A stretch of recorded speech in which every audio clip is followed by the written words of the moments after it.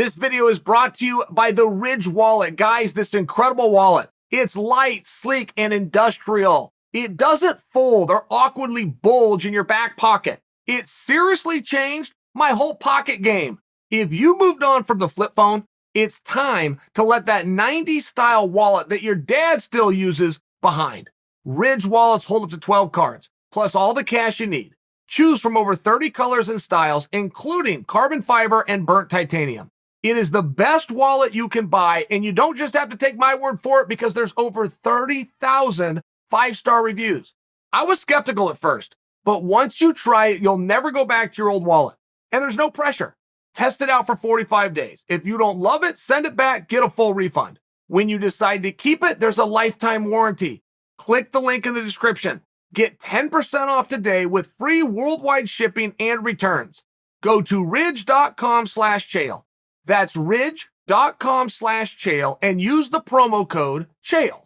Figueiredo goes on, takes on Moreno. Now, I got to share my perspective. I never believed Moreno to be a great fighter.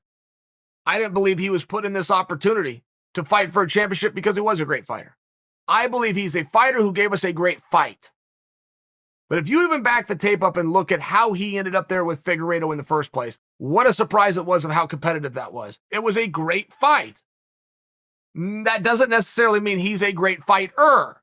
And Figueiredo underperformed. That's according to Figueiredo. Figueiredo said, I did not feel well. I had to go to the hospital. I was at 30%. Now, while I was at 30% seems a little bit low, I'm just repeating what he said because I did believe it, and it was documented that he went to the hospital. And when I watched him go out there and fight Moreno the first time, it did not look like himself. He dug deep and found a way to leave with his championship regardless. Very impressive fight by Figueiredo, but not a lot to see here. That is how I was talking prior to the fight, and I felt it. Now, it also comes from a perspective when you fight outside of your gloves. When you go out there and put on a performance unlike anything you've ever done, it's very hard to duplicate that. And there is times historically in sport where guys will use that as a springboard. That gave them the confidence that they needed. Getting that close and missing out gave them the motivation that they needed. We see that. I predicted that it would be the other way, that it would just be too much. The lights would be too bright for Moreno. So I bring this to you because, okay, a fight is a dance in that only one person can lead at a time. And that is generally volleyed back and forth. I'm going to bring my offense, and then I'm going to cover up while I get a deep breath and recharge as you bring your offense. And then I'm going to bring my offense, and then you're going to bring your offense. And we just trade it back and forth. And who could defend when it was that time, and who could land when it was their time for offense. And Moreno came out, he took the lead, and he never handed it back. Right? The great way to win a race, get out front early and never let anybody pass you. Okay, that's what he did. So Figueiredo's playing catch-up all night. And pretty soon, Figueiredo realizes, man, he's never going to hand this to me. The unwritten agreement that is the fight game, he's breaking the deal. He's keeping the ball. He's keeping the ball all night long. And when Figueiredo accepted that, it was very clear when he accepted that. Now he's also accepting I have to win this fight by catching him from a counter-puncher standpoint. It was very clear when Figueiredo realized, and it was about 7 minutes in, realized he's not going to relinquish. He's out front and he's not giving it back. We're dancing, but he's leading. He went into counter mode. And Figueiredo's a good counter fighter. He's not a great counter fighter. He's a great offensive fighter. He's great at coming at you. He's got a major power. He's tricky, right? I mean, you think you're out there throwing lefts and rights, and all of a sudden he hits you with a question mark kick. It's one of those things. He's sneaky. He's the same way on the ground. You think he's going to hold you down and try to do some pounding, and he's right into a submission. He's sneaky. But his offense is still his best game, not his defense. And as soon as Figueiredo accepted that he was going to have to be defensive and be reactionary, it was over. That was it. I remember as a guy who's watching the fight, going, it's over. That recipe is not going to win. It might survive. It might make it through this fight, but it's not a recipe to win. And Moreno just started going to work.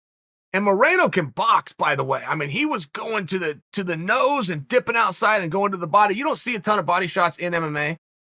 And you don't see them because of the tactics that are used, not because MMA fighters. Every time you get a boxing coach that comes over and he sees his first MMA practice, he's going to change everything because he's going to teach him a jab and he's going to teach him to go to the body. The jab's hard to do in MMA.